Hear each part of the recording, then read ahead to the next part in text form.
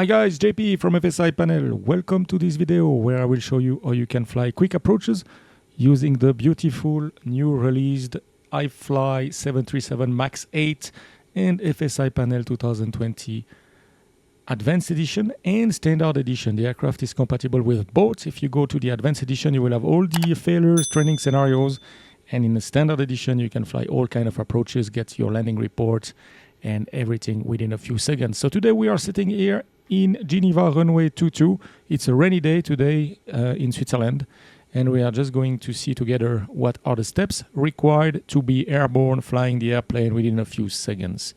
All right, so let's jump in the cockpit. Okay, here we are in the cockpit of our 737 MAX8. I just loaded the aircraft in Geneva. As you can see, we do not have anything set up in the FMC. We have nothing in the FCU, so basically the aircraft has just been loaded on the runway. We have here the actual fuel, and nothing is set at all. All the lights are off. We have the APU still running, so basically we are not ready at all to depart. So what we want to do now is, for example, position the aircraft on the left-hand downwind, left-hand vectors for runway 22 for the ILS 22 here in Geneva. So the first thing you want to do is, and this is not mandatory, but it's highly recommended, is to set your training weight. So you will go in the AFB, you go to performance, and there you go weight and balance, and you read the MSFS data. Now you've got your actual loading of the aircraft. So for the number of passengers, I'm fine with that. So I don't need to change anything here. But for the fuel, I think that 10 tons is a bit too much for the exercise I want to do today. So I'm going to put 5 tons here, and be careful to use the keypad here and not the keyboard if you don't want to interact with your cockpit. And then once this is done, we have our new takeoff mass.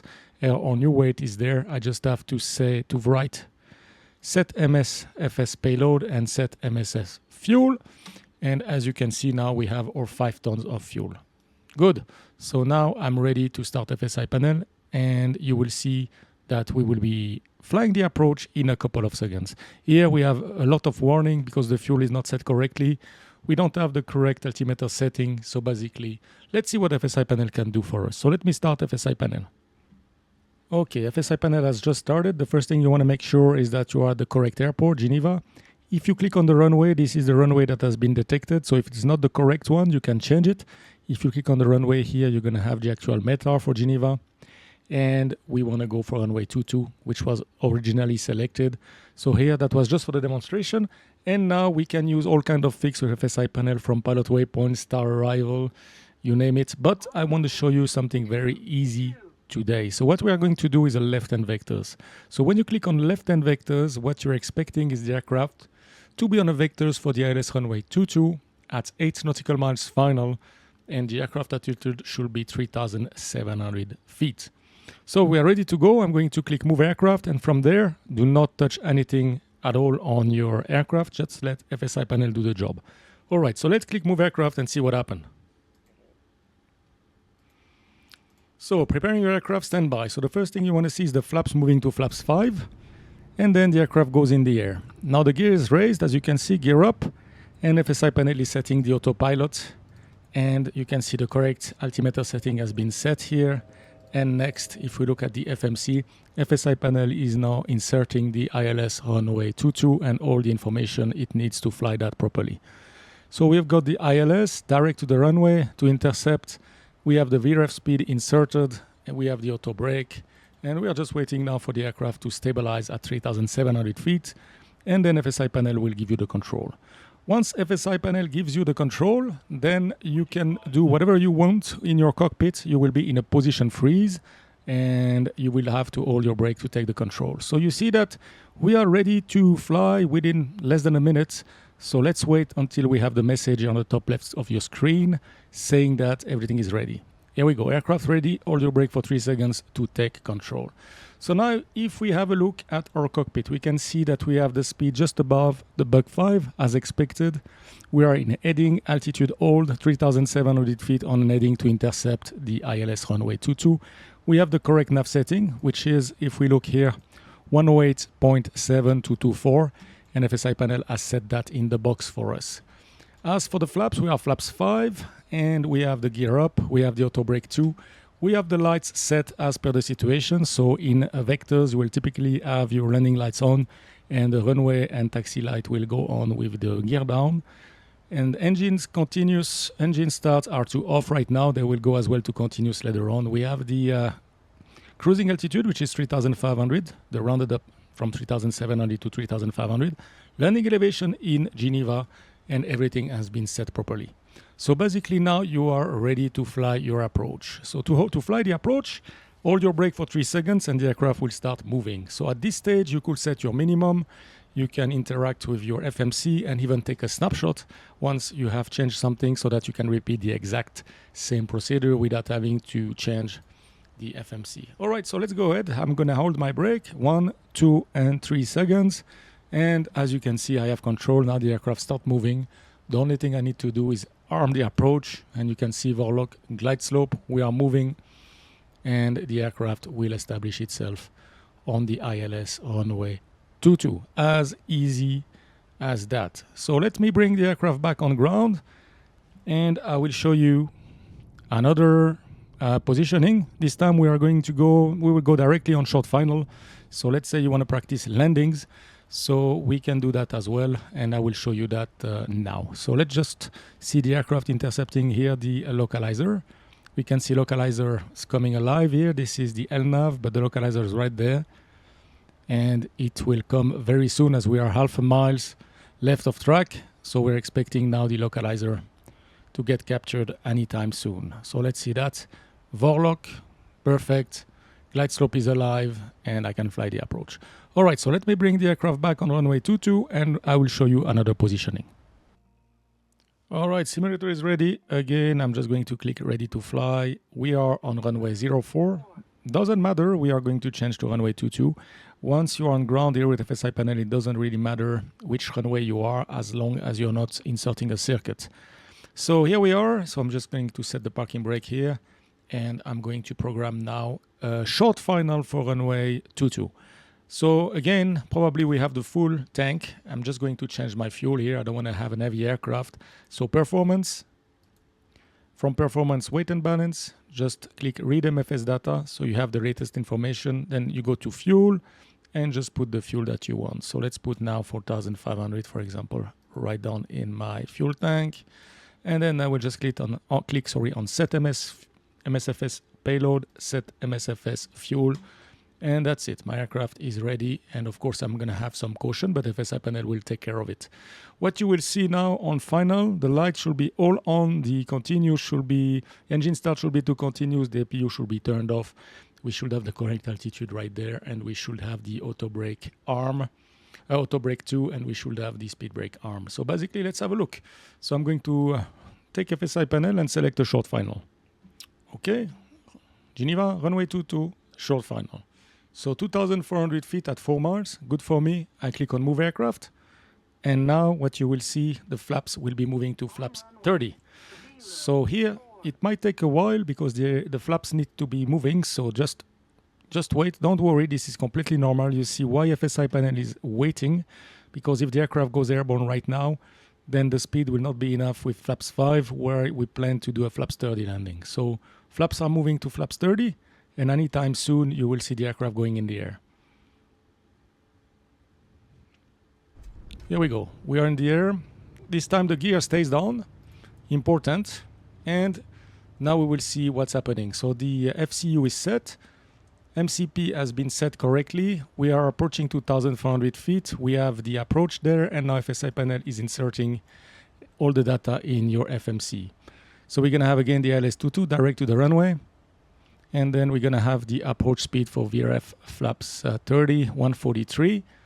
So now everything is set. 143 plus 5 is 148. FSiPanel has set 148.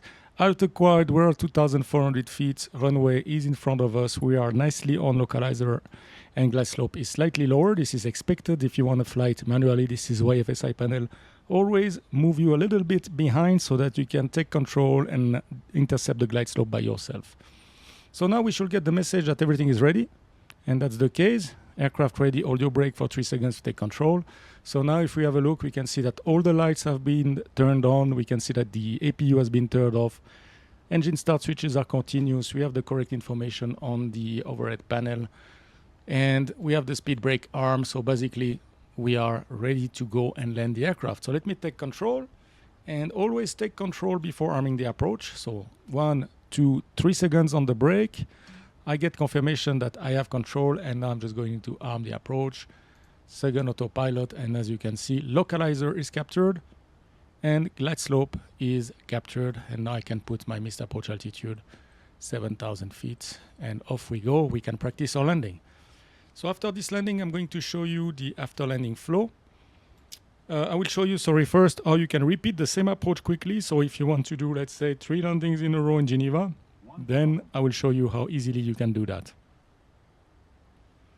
So let's do the landing now, and then you will see. Approaching 2-2, check.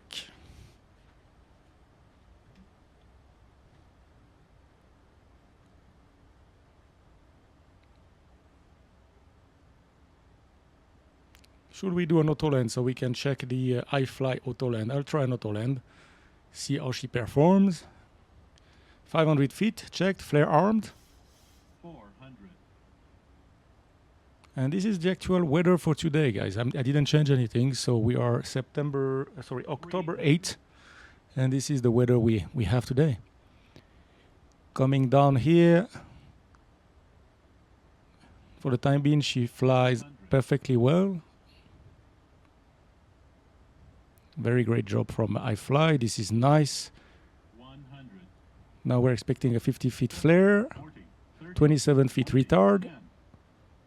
Touchdown, reverses, roll out. Speed brake up, and autopilot can go off. I don't need reverses, the runway is very long here. And off we go. Alright, so now we just landed in Geneva. I'm going to stop the aircraft right here on the runway, and I will show you the options you have now using FSiPanel. Okay, we just landed, so we can have a look at our landing report if we want to. So let me show you that. If we click on landing report, we're going to have our localizer deviation, vertical deviation, and some informations there about the touchdown, which is close to our landing, but we were correct on the deviation from center line, and landing distance was good. All right, so landing report is good, and now let's see what we can do. Of course, I can click again short final right there. Or if I am in VR, for example, and I don't want to go back to FSiPanel, I can use my flow button to bring the flow options, which will have the repeat next approach. So this is something you can do. So I just click my push to talk, my key for that, and I get the option after landing with the APU on, after landing with the APU off, or repeat same training. So let's click on repeat same training. I still have my headset, or you are flying in 2D like me now. And as you can see, FSiPanel is taking the control. So again, I don't touch anything.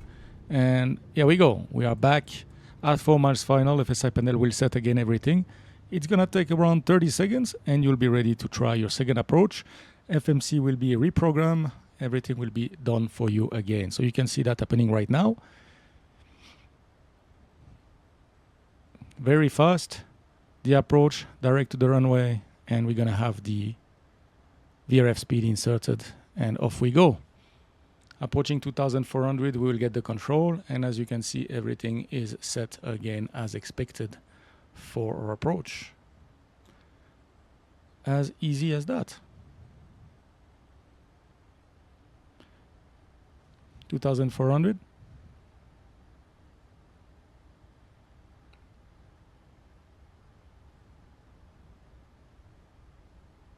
Here we go, and the aircraft is ready. Hold your brake for 3 seconds, take control.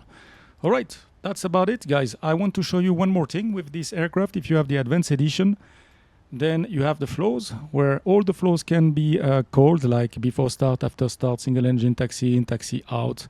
So that can be used, and as well, you have a complete failure panel. So if we take FSiPanel, right now the aircraft is ready to fly. If I click on failures, I'm going to have all the failures classified by ATA, like in the Royal Aviation. So let's see, let's try something now. If I go to navigation and I decide to, let's say, fail the ILS number 1 receiver, which we are using today, I've got the options to fail it at an altitude MSL, altitude AGL, indicated airspeed, flap lever, gear lever, or now, or in 30 seconds, or in 60 seconds. Right now, my altitude AGL is around 1,167 feet. My altitude MSL is 2,381. Remember, FSiPanel has set the aircraft at 2,400, and this is my actual indicated airspeed. So let's say I would like the ILS to fail at 500 feet AGL when we have the call 500. So I'm just going to click AGL. And as you can see, we have a plus for climbing and a minus for descending. This is the same way we use in a real level D simulator. So what you can do is just click 500 and then click the minus if you want descending. Click on OK. And now you check your trigger when the aircraft descends through 500 feet. That's what I want. Arm now. It shows in amber, so it means it's arm. We are ready to fly the approach. So I'm going to take the control. And again, I'm going to arm the approach. I'm going to arm the second autopilot. And we have overlock capture, glide slope is alive. And remember, at 500 feet, we're expecting to have an issue with our ILS receiver. So let's see that happening. Then we are visual on the runway, luckily for us, so we'll continue and do the landing. And then that will be the end of the video. So you have a complete failure panel. You can do the training scenarios. If you have the advanced edition, you have the flows. And the aircraft flies perfectly well. So I'll do a series of video on this aircraft to show you how to use the real world procedures. Okay, approaching runway 22. Look at the radio altimeter. Our trigger is 500 feet. So I'm getting ready to take over control. The autopilot should disconnect. Depending if we are fail operational, so it will continue. Let's see that. ILS failure, it will disconnect. Sorry, my mistake. 500 feet. Bing. Okay, so we had the failure activated, checked, my control, I continue manually. 300. Manual flight, 4 red, correcting. 200. Of course, I don't have the ILS now, so I have to look at the PAPI and land the aircraft. Passing the threshold at 50 feet is the correct altitude. If I was in IMC, I should have done a go-around for sure. 50, 40, 30, 20, 10. All right, speed brake up. Reverse as normal. And I'm going to vacate the runway here to the left.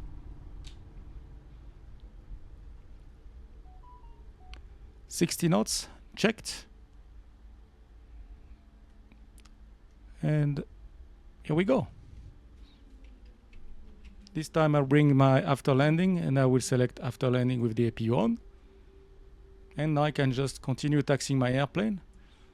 And as you can see, FSiPanel is doing everything. We can see the flaps moving up, the auto brake has been turned off, my landing light have been turned off, my engine start switches have been set to off, the probe bits off, and basically FSiPanel is doing your first officer. You can just continue heads up, and then you can bring another menu if you have the APU running to make single engine taxiing and then the shutdown.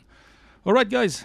I hope you enjoyed the video. This is how easily you can fly approaches using FSiPanel and the beautiful iFly 737 MAX8.